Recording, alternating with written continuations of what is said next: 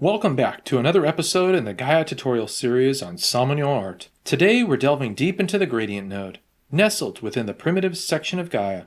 Specifically, we'll dissect its various types and properties to harness its full potential.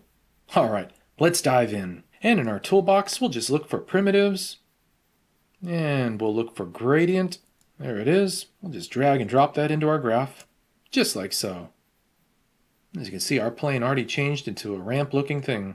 So here we have the gradient node, a versatile tool offering three distinct types: linear, radial, and helix.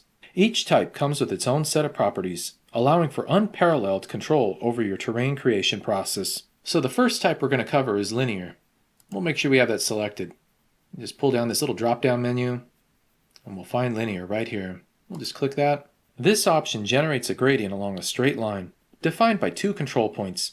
The scale parameter adjusts the spread of the gradient from subtle transition to more pronounced variations.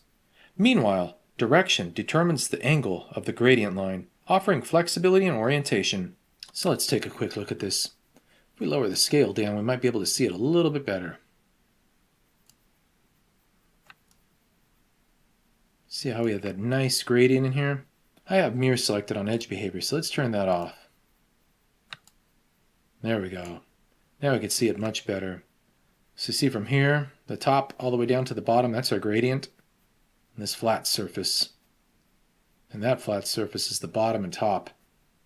So as we adjust the scale,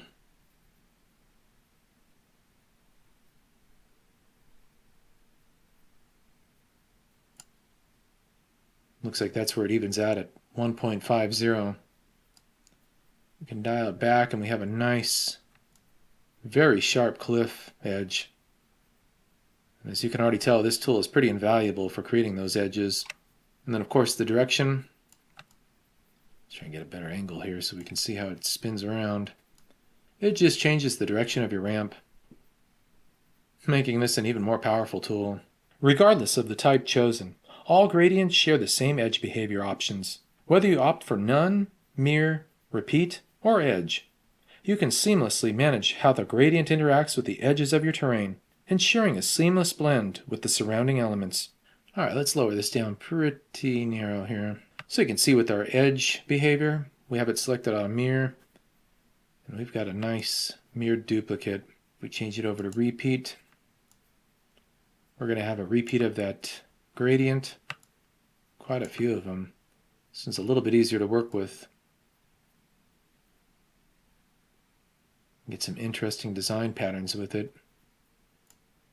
And lastly, we've got edge, which is almost going to be the same as none. Next up, we have the radial type.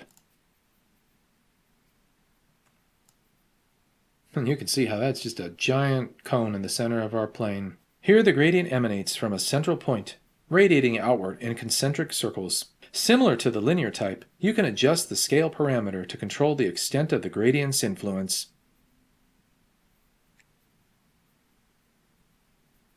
The XY slider is pretty invaluable. You can adjust right where your radial is. Say I want to add this into the corner here.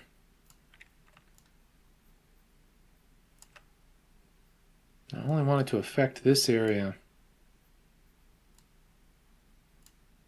Make it a little bit bigger. And just like that. And that is pretty useful. Last but not least, we have the Helix type. The Helix type offers a unique twist to the gradient generation. With start and end parameters, you can define the beginning and end points of the helical gradient, resulting in memorizing spiral patterns across your terrain. Here's a quick tip for this setting. We can bounce back to the radial node. We can move this slider just a little bit over here. And if we switch back to the helix, you'll see where our pivot stays. This is pretty useful for adding more control.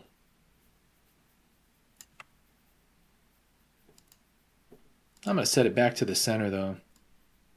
I'll just slide the X bar, or you can manually type 50. And we'll switch back to the helix. And then we're perfectly centered again. And that adds a lot of really great control to this node. And there you have it, a comprehensive exploration of the gradient node in Gaea.